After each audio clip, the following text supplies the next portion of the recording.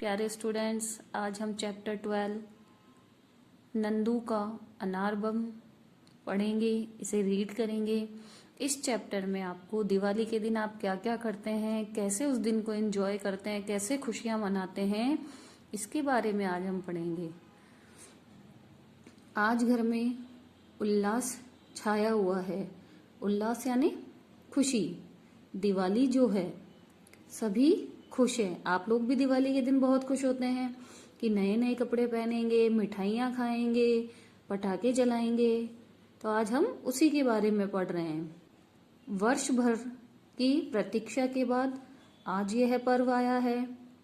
वर्ष भर यानी साल भर हमें इंतजार करना पड़ता है। प्रतीक्षा यानी इंतजार, और तब यह पर्व आता है। हालांकि नवरात्र के आरंभ से ही घर में रौनक बनी रहती है। नवरात्र यानी नवरात्रि, आरंभ यानी शुरू से ही, जब से नवरात्रि शुरू होती है तब से ही घर में रौनक यानी चहल पहल हो जाती है चारों तरफ। परंतु दिवाली की रौनक के तो क्या कहने, इस जैसी धूम कहाँ। आज लक्ष्मी गणेश पूजन होगा और सब लोग मिठाइयाँ खाएंगे। बच्चों को तो सबसे अधिक खुशी पटाखे चलाने की होती है। क्या हो रही है कि हम जल्दी से पूजन हो जाए, मिठाइयाँ खाएं और फिर पटाखे जलाएं। आप लोग भी इंतजार करते हैं ना कि हमें कब पटाखे जलाने के लिए मिलेंगे, कब मम्मा पापा पूजा करेंगे और हमें पटाखे चलाने की परमिशन देंगे। मम्मी ने नंदू, नेहा और खुशी को सुबह ही समझा दिया था कि दिन में कोई भी पटाखे नहीं चलाएगा। लक्ष्मी पूजन के बाद वे स्वयं उनके साथ पटाखे चलवाएंगी। तीनों बच्चों ने हाँ कर दी। आप भी अपने बड़ों के साथ पटाखे चलाते हैं ना। परंतु फिर भी उनका मन आतिशबाजी का मतलब क्या होता है? पटाखे चलाने, आतिशबाजी करने का हो रहा था, जो मम्मी उन्हें कल ही बाजार से दिलवा कर लाई थी। मम्मी ने क्या समझाया और किस किस को समझाया?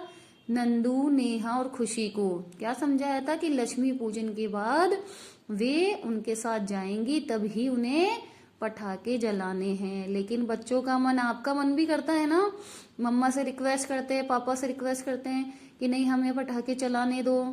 अब देखिए, पापा ऑफिस चले गए थे, मम्मी घर के काम में व्यस्त थी, यानी मम्मी घर का काम कर रही थी, बिजी थी। दीदी अपने कमरे में आराम कर रही थी।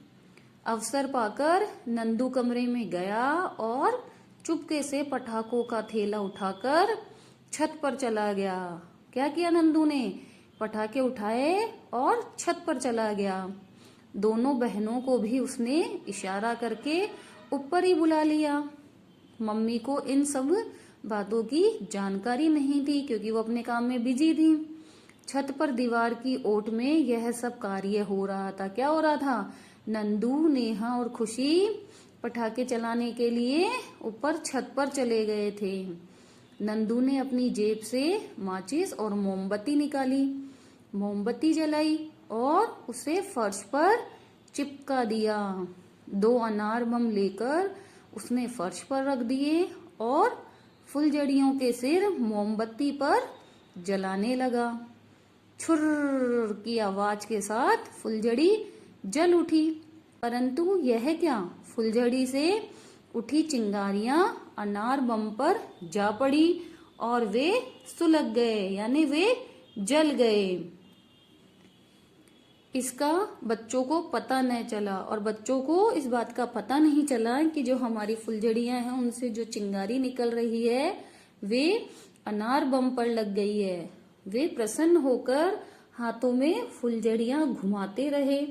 अचानक सुलगे हुए अनार बमों से चिंगारियों की बौछारें नंदू के ऊपर जा पड़ी। और क्या हुआ, क्योंकि उनके पास ही रखे थे वो, तो उनसे जो चिंगारियां निकली वे नंदू के ऊपर आ गई।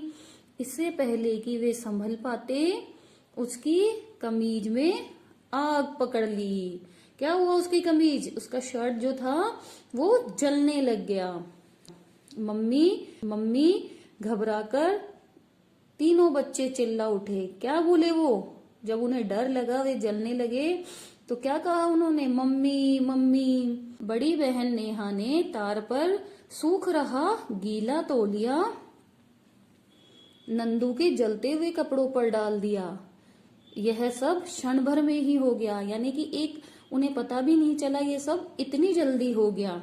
आग तो बुझ गई, परंतु तीनों बच्चे क्या हो गए? डर गए। सहमे घबराए एक दूसरे को देख रहे थे। क्यों देख रहे थे? क्योंकि उन्होंने गलती की थी कि अब क्या होगा। भड़ाम की आवाज के साथ अनार बम फट गया। उनके टुकड़े चीथड़े चारों ओर पड़े थे। किसके? उस अनार बम के। और उससे क्या हुआ? मोमबत्ती बुझ गई। बच्चों के कानों की जैसे सुनने की शक्ति ही चली गई थी। वे अजीब सा सन्नाटा अनुभव कर रहे थे, क्योंकि उनके कान गूंज गए थे उस आवाज से, जैसे चारों ओर शू शू हो रहा है। उन्हें क्या लग रहा था? कि जैसे चारों ओर शू शू की आवाजें आ रही, क्योंकि उनके कानों में इतनी तेज आवाज हुई थी। बच्चों की चीख सुनकर मम्मी बदहवास भागी थी।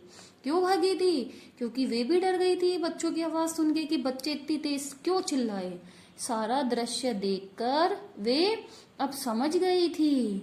उन्होंने सहमे हुए बच्चों को हाथ फैलाकर बाहों में भर लिया। क्यों भर लिया? क्योंकि बच्चे बहुत ज्यादा डरे हुए थे। मम्मी हम कभी आतिशबाजी नहीं करेंगे। क्या बोले हुए? कि मम्मी अब हम कभी भी पटाखे नहीं जलाएंगे। नंदू व नेहा रोते हुए बोले। क्यों बोले? क्योंकि वे डर गए थे। रोती हुई मम्मी बच्चों को चूमे जा रही थी और उनकी मम्मी भी रो रही थी। क्यों रो रही थी? क्योंकि उन्हें भी डर लगा था कि बच्चे कहीं जल तो नहीं गए। लेकिन वे इतने डरे हुए थे कि मम्मी ने उन्हें कुछ भी नहीं कहा और उन्हें चूमने लगी और खुद भी रोने लगी।